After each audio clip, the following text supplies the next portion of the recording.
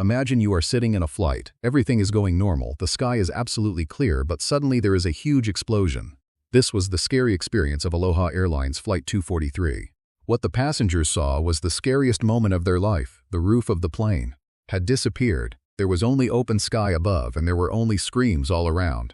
Strong winds of 500 kilometers per hour, dreadful cold of 445 degrees Celsius, and that the severe lack of oxygen at high altitude had made the situation even more serious. If the captain did not land the plane quickly, the passengers and crew would faint due to lack of oxygen. Could the captain, battling this impossible situation, land the plane safely? Will they find it, or will this flight prove to be the last journey for them and the passengers? Know in this astonishing story, this is the story of Aloha Airlines Flight 243. This story is of the 28th of April 1918. It was noon at Hawaii's Hilo International Airport when Aloha Airlines Flight 243 was ready for its 7th flight of the day. The name of this plane was Queen Liliuokalani, which was named in honor of the last Queen of Hawaii. This was no ordinary plane.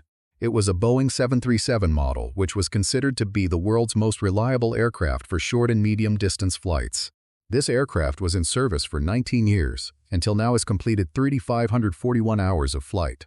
Apart from this, it had done 9,990 takeoffs and landings, making it the second most active aircraft in the world. This aircraft was very special in the fleet of Aloha Airlines. That day, Flight 243 had to go to Honolulu International Airport, which was 400 kilometers away. It was only a 35-minute flight. This route was very simple for this plane as it had completed it thousands of times before. The pilot of the plane was 44-year-old Captain Robert Sean Steimers. He had 12 years of experience and had flown a total of 8,500 hours, 6,700 of which were on the 737. He was known as a calm and skilled pilot. His co-pilot was Mimi Tompkins, who had completed 8,000 hours of flying, of which 3,500 hours were 77 from Boeing. Mimi was also very disciplined and capable. In the team of flight attendants, Jane Tomita, Michelle Handa, and senior flight attendant Clara Bell Lansing was involved. Clara, 58, had worked at Aloha Airlines for 37 years and was extremely popular among passengers. Passengers began to board the plane. There were a total of 90 passengers on board. One of them, a woman, Gail Yamamoto, as she boarded the plane, noticed something strange on the outside. He looked at it for some time but did not pay much attention to it. But this small thing would later become an important reason for this accident. At 1:02 in the afternoon, Flight 243 received permission to take off. It seemed to be a normal and routine flight. The plane slowly started running on the runway, and within a short time the plane flew into the sky with a loud sound of engine. That day the weather was clear and there was no problem in the air. The aircraft achieved its cruising altitude, i.e. 24,000 feet, within a few minutes. At this time, light conversation was going on in the cockpit. This route was very familiar to the pilot, so everything seemed normal, but no one had any idea that this piece was only for a short time. Soon something was going to happen that would change everyone's life. The flight attendants had instructed the passengers to fasten their seatbelts, and now they were busy serving snacks and drinks. Michelle Honda in the middle of the plane in the front row, near rows 15 and 16, was Jane Tomita. In the next row, near the second seat, was Clara Bell Lansing, known for her experience and good nature, taking care of the passengers around the 5th row. I was doing this, but suddenly a slight creaking sound started coming from the roof. The sounds were so soft that no one was bothered to hear them. These sounds were like old metal shaking, but no one understood their significance at that time. 1B-48, but when the plane was 43 kilometers southeast of Maui, suddenly there was a loud explosion. It seemed as if someone had torn the body of the plane. The explosion was so strong that a wave ran through the entire plane. The passengers held on to their seatbelts, but with a bang, the plane took a huge hit. Many people jumped out of their seats and were confused. In the midst of all this, there was another scene that shook everyone. Flight attendant Clara Bell Lansing, who was famous for her profession, wisdom and smile. Suddenly, with that dangerous jerk, it flew out of the hole in the roof. This moment happened silently and badly, as if time had stopped. There was panic and fear in the eyes of the passengers, and even the pilots narrowed their eyes for a moment. All this happened suddenly. No one was able to understand that this happened. How did this explosion tear the roof of the plane? A small crack instantly took the form of an 18-feet-long hole which spread from the roof to the windows. Metal pieces broke and quickly hit the wings and engine of the plane. Loud sparks and scary sounds were echoing inside the plane. The flight, which was normal till a few minutes ago, had now gone out of control. The luggage kept on the seats, and the personal belongings of the passengers were being tossed here and there in the strong wind. People started flying in panic and started shouting, but their voices were drowned in the strong wind.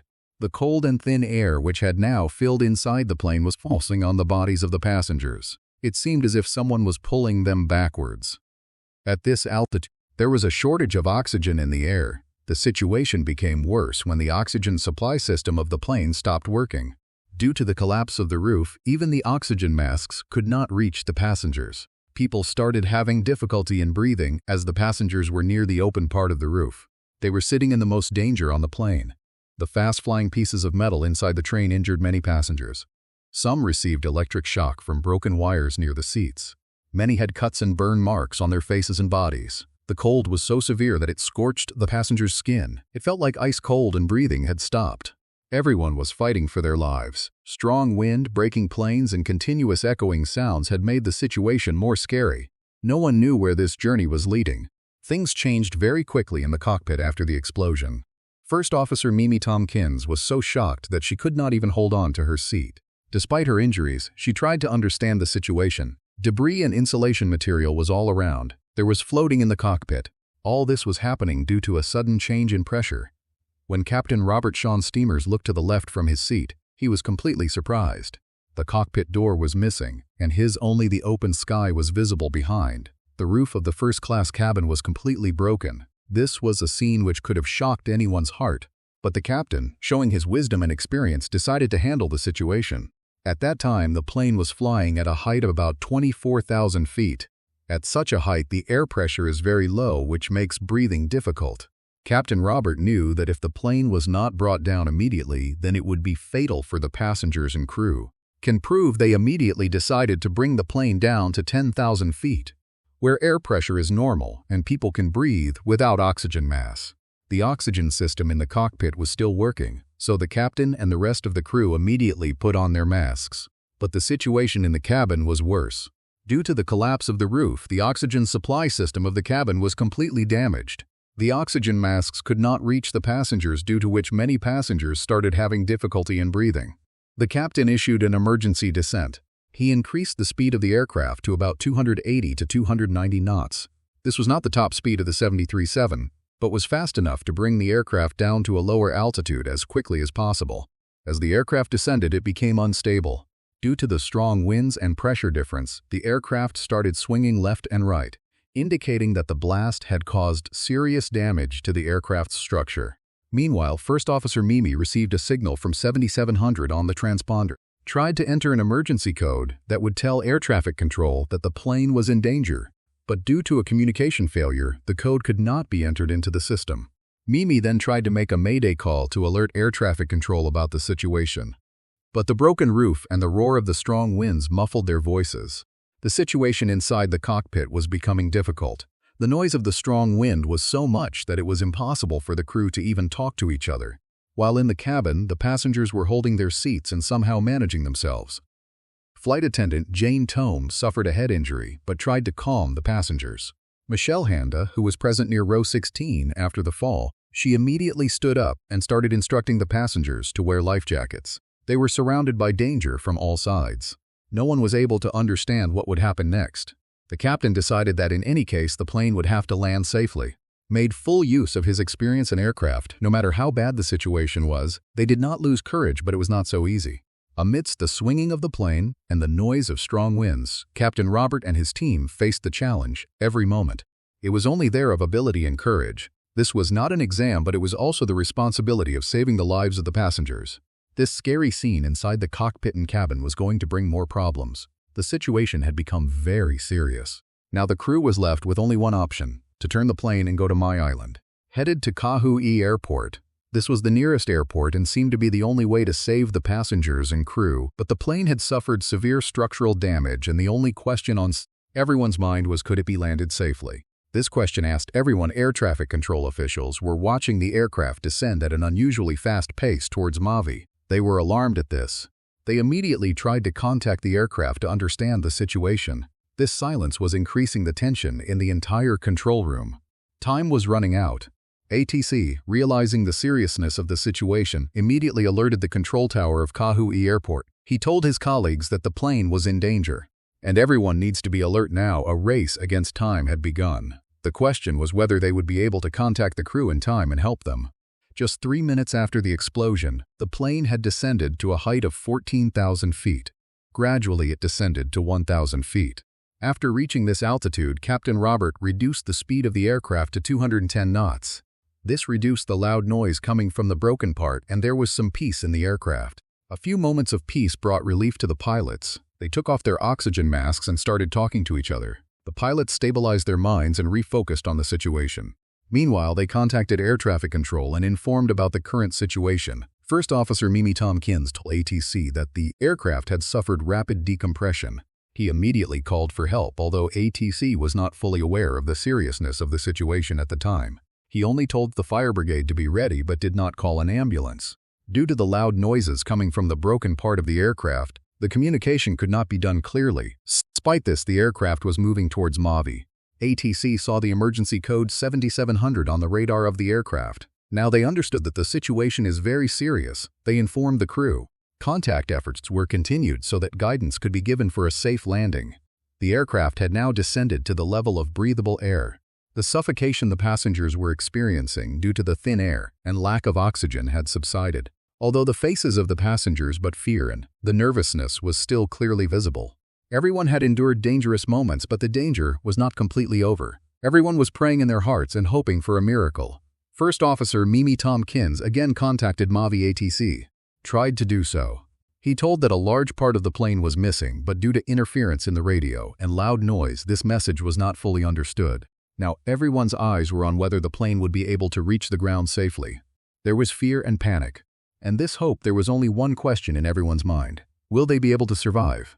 The air traffic control crew was continuously trying to contact the cockpit of the plane, but there was no response from there. This long silence was filled with fear and anxiety in the control room. Everyone was wondering what was happening in the plane, and then a faint voice was heard on the radio.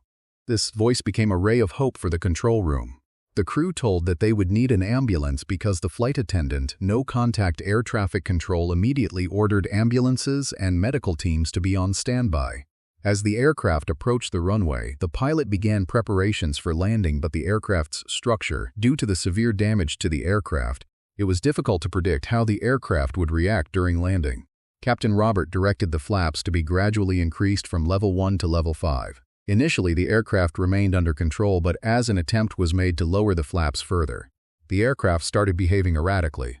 Seeing this situation, Captain Robert left the flaps at level 5 and made no further changes. He gradually reduced the speed of the aircraft to 170 knots.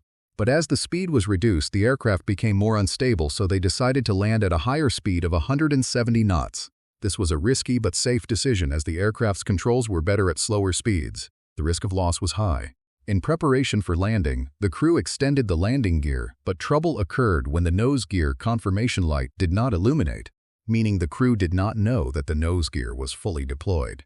If the nose gear did not work, then the aircraft could slide straight onto the runway during landing, and there was a huge risk of fire. Captain Robert now faced a big and difficult decision to continue the landing without confirming the nose gear, or take time to check it. But considering the poor condition of the aircraft and the safety of the passengers, they decided to land without delay. First Officer Mimi Tompkins immediately informed air traffic control that the nose gear might not be working properly. Hearing this, the control room realized that the situation was more serious than rapid decompression. They immediately ordered the deployment of additional ambulances and emergency services. But the problem did not end there. Kauai Airport, where the plane was about to land, made an emergency landing. There was no suitable place for landing. Strong gusts of wind in that area could have made the landing even more dangerous. The captain and the crew had to take very precise decisions at every moment. Every small effort of theirs was very important to ensure the safety of the passengers and crew. Everyone was praying and hoping that some miracle would happen and the plane would land safely, but the challenge was still big and all eyes were on Captain Robert and his team. The conditions had become extremely challenging due to what are called winds. The intensity of these winds made it extremely difficult to control the aircraft. In such a situation, it became necessary for the pilot to assess every second and every meter correctly so that the aircraft could fly safely. Captain Burt immediately understood the situation and instructed the first officer to set the flaps at an angle of 15 degrees. This adjustment of the flaps helps in slowing down the aircraft and keeping it under control. Meanwhile, the captain prepared the landing keeping in mind the length of the runway. It was decided that the speed of the aircraft should be about 281 kilometers per hour for a safe landing, but as the speed of the aircraft was decreasing, it was becoming more difficult to control it. The captain immediately decided that the only option would be to land at a higher speed than normal. As the aircraft approached landing, it began to shake abnormally as if resisting every effort. This was a very stressful moment for the crew and passengers. Flight attendant Michelle Handa shouted instructions to the passengers to lower their heads and lean forward to avoid any potentially dangerous situations, while Michelle held tight to her partner, Jane Tomet, who escaped serious injury. As the plane was entering its final phase, Captain Robert noticed that the plane was tilting to the left. He immediately realized that engine number 1 had stopped working. This gave him goosebumps. He turned on the engine. To restart, activated the ignition switch, but despite both ignition systems working at full power, the engine could not start. The situation was now almost hopeless. A part of the aircraft was open. The nose gear was not confirmed to be working properly, and only one engine was working, but even in these difficult conditions, the runway was in sight. Captain Robert displayed his experience and confidence and remained confident that he could land the plane safely. The plane took off at 1:05 p.m.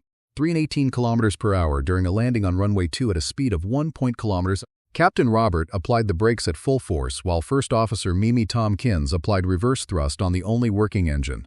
This combined effort gradually reduced the aircraft's speed and eventually the plane landed safely on the runway. Everyone heaved a sigh of relief after the plane landed.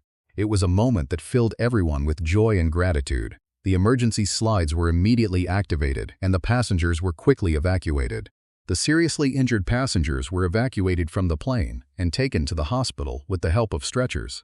Since there were not enough ambulances at the airport, local trucks and tour vans were used to take the injured passengers to the hospital. A total of 65 people died in this accident. Of those who were injured, 8 were in critical condition. The captain and crew of the aircraft helped the injured passengers till the last moment and ensured that everyone was safe. Thinking about Clarabelle Lansing, who was pulled out of the plane, the question naturally arises as to what happened to her. When the situation came under control, the flight crew and the rescue team discussed her disappearance. After this, the Coast Guard conducted an extensive 3-day search off the coast of Kahalu, although no trace of Clarabelle Lansing was found, nor was any other debris from the plane recovered. This incident proved to be a severe blow to her family and colleagues. The U.S. National Transportation Safety Board immediately dispatched a team to Mai. When investigators inspected the plane, they found that a large portion of the roof had been completely torn off. There were large cracks on the left side of the plane, while the metal on the right side was bent 90 degrees. It was found that the cracks had started on the left side and spread rapidly outwards as if the aircraft had been cut with a can opener, and the aircraft's blades were badly damaged due to debris being sucked into the engine. Preliminary investigation revealed that the aircraft had cracks at many places due to the weakness of the metal, which had worsened due to prolonged neglect. Additionally, there were repair patches at many places, indicating that the aircraft was quite intact. The NTSB's final report stated that Aloha Airlines' management failure was responsible for the accident. The first reason was that the airline overused the aircraft to increase profits, 25,000. The second major reason the aircraft continued to be used beyond its flight cycle limits was serious negligence in aircraft maintenance procedures, compounded by the failure to detect and correct structural problems with the aircraft during routine checks that led to the accident.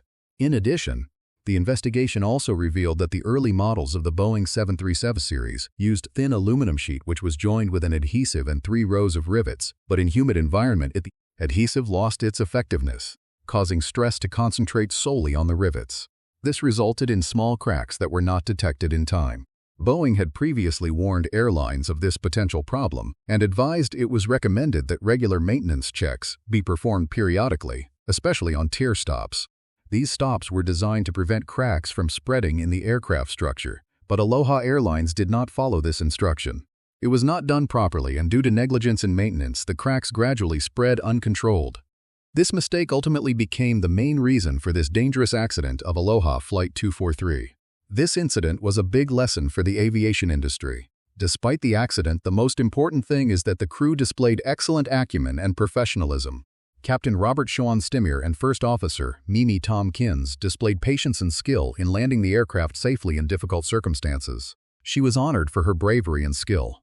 This incident shows us how important proper training and experience are in difficult situations. Following this incident, a memorial was built at Honolulu International Airport in 1996.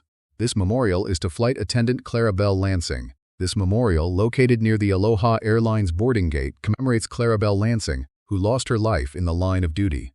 Always remembered his loyalty and sense of duty, remains an inspiration for the aviation industry even today. Thanks for your great support on the previous video. You hope you liked this video.